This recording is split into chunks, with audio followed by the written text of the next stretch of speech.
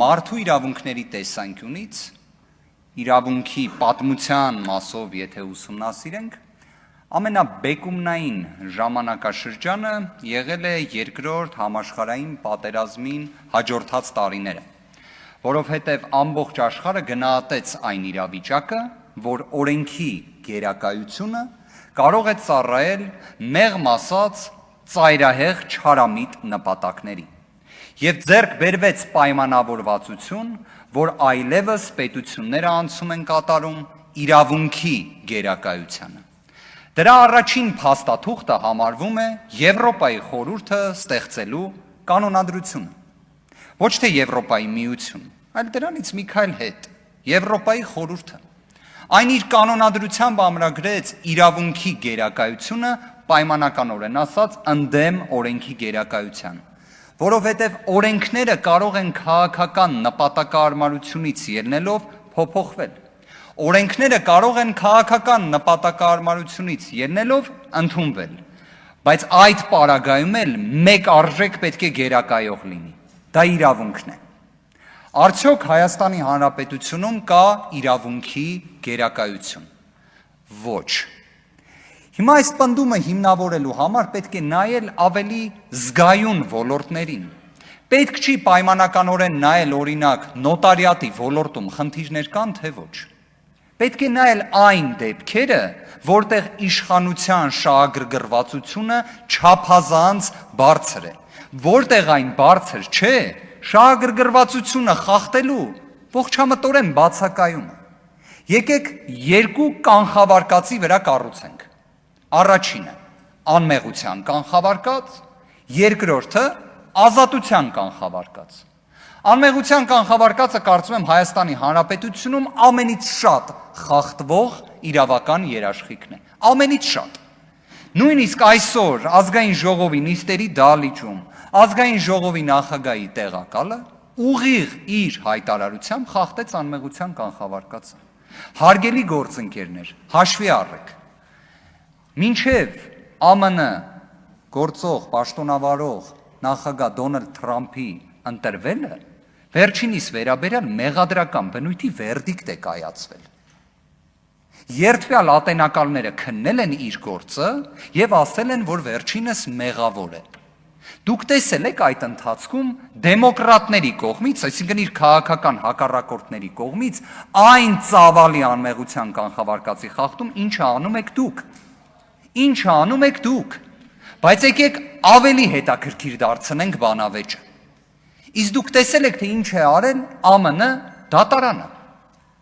Տեսել եք։ ԱՄՆ դատարանը հայտարարում է, քանի որ Դոնալդ Թրամփը մասնակցելու է նախընտրական քարոզարշավին,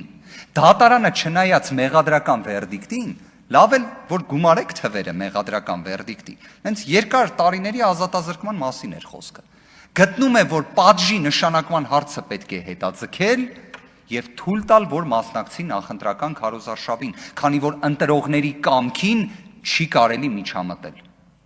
Տեսնում եք, երբ խոսում ենք ժողովրդավարությունից, այսենց օրինակներ պետք է բերենք, ոչ թե բառերով ասվի ժողովրդավարության բաստիոն, բայց օրինակ Սամվել Կարապետյանի դեպքում տնային կալանքը պահպանվի, տեսակցությունները բոլոր սահմանափակման մասով հանվի, բայց հանկարծ տնից դուրս չգա։ Ինչի համար։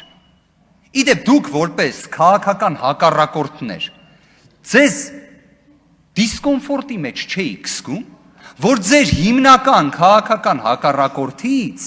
փաստացի իրավապահ համակարգը ասում է դուք այն աստիճան եք վախեցել, որ ինքը հանկարծ օրինակ տաշիր չգնա։ Հանկարծ ուրիշ քաղաք մի հատ չգնա։ Դա դուք եք արել։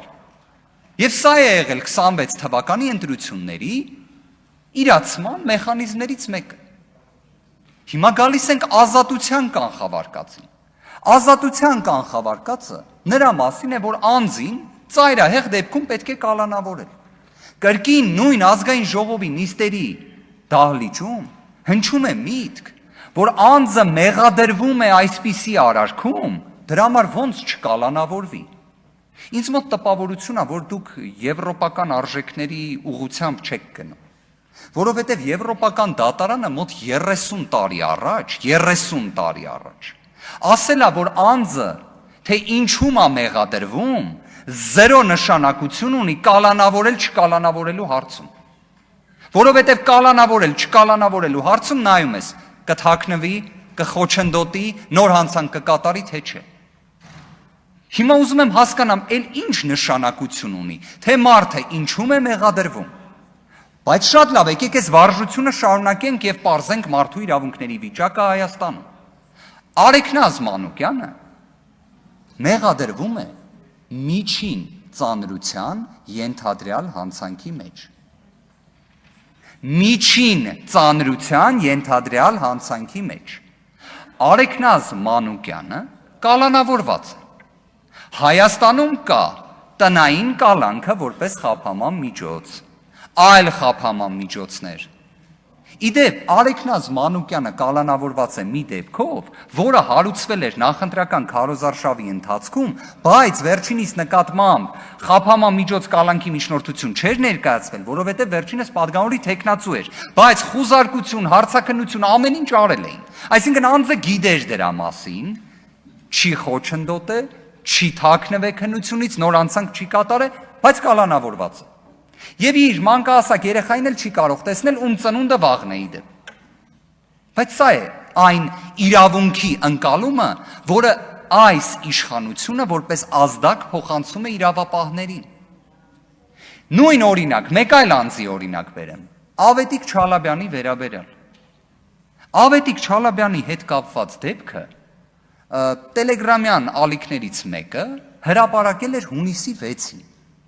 Բառացի այն, ինչ հրապարակվել էր այդ տելեգրամյան ալիքի միջոցով, որին նաև բազմաթիվ անձին անդրադարձ էին կատարել, 17 օր անց կալանքի միջնորդություն է ներկայացվում եւ կալանավորվում է։ Բայց այն հարցը քննիչը, որ պետք է իրան տա, այդ 17 օրվա ընթացքում խոչընդոտել է, թաքնվել է, նոր հանցանք կատարել է, այդ հարցը չեն տալիս։ Պարզապես, կներեք արտահայտությանս համար սիրելի հայրենակիցներ, զոռով տանում են կալանքի միջնորդություն, զոռով ստանում են կալանքի որոշում։ Սա ենք մենք պատկերացնում որպես իրավունքի գերակայությունը։ Սա է ազատության կանխավարկածը։ Մի հատ կարևոր ձետալ ասեմ ձեզ։ Քրեակատարողական հիմնարկներում մենք կրկին մոտենում ենք գերբնակեցման ռեժիմին։ Եմ որ տեղերը քիչ են ԿԿԸ-ներում, ու որ նայենք սթափ իրավիճակին, քաղաքական բաղադրիչ ունեցող գործերը շատ են, ինչի համար լինի այդ դեպքերով կալանք։ Անկեղծ ես ուզում եմ հարց հնչեցնել, շատ մարդկայնորեն ասեմ, ձեր սիրտը չի կարա ցավալուց չլինի, երբ դուք տեսնեք կալանավորված անձի հարազատին, կնոջը, երեխային, ամուսնուն, հաստատ կցավա ձեր սիրտն է, չէ։ Ես չեմ պատկերացնում, որ մարդասիրության ճգնաժամը այդքան խորքային լինի Հայաստանում։ Բայց նաև ինչն եմ ուզում բարձրաձայնել, քրեակատարողական հիմնարկներ, որպես падգամավոր, դուք այցելում եք պահման պայմանները նայելու համար։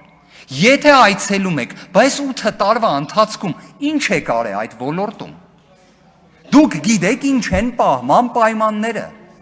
Ես անկեղծ ուզում եմ այս հարցին ոչ թե մենակ զուտ ձևական մոտենալ, այս հարցի վերաբերյալ ֆունդամենտալ լուծումներ պետք է տրվեն։ Որովհետև մենք խոսում ենք մարդու արժանապատվության մասին։ Կալանքը չպետք է լինի գործիք, որպես զենք իշխանության ձեռքերում։ Բայց այդպես է Հայաստանի Հանրապետությունում, այդպես է, ու իդեպ, քանի որ մի անեկդոտ ներկայացրեց պարոն Հարությունյանը, ես էլ մի դատավորի հետ կապված հանգամանք ներկայացնեմ, որին իդեպ այդ դատավորին ամենից շատը առաջ խաղացում դուք եք ապահովել, կներեք մի քանի վայրկյան հնարավոր է խախտեմ ժամկետը, ասում են այդ դատավորը փողոցով քայլելիս, երբ տեսնում է մարդկանց, տխրություն, տրտմություն է գալիս իր դեմքին եւ հոգում։ Երբ հարցնում են, ասում են ինչից ես տխրել, ասում այսքան մարդ եմ տենում, ու ես իրանց կարայի կալանավորած լինեի։ Այդ դատավորին դուք առաջ խաղացում եք ապահովել, ու նման դատավորների լիազորության դադարեցման հարց դուք չեք բարձրաձայնել։ Ավարտում եմ, Անկեղծորեն եմ ասում, ես անկախ քաղաքական հայացքներից ցանկացած անձ, ով ապօրինի անազատության մեջ է,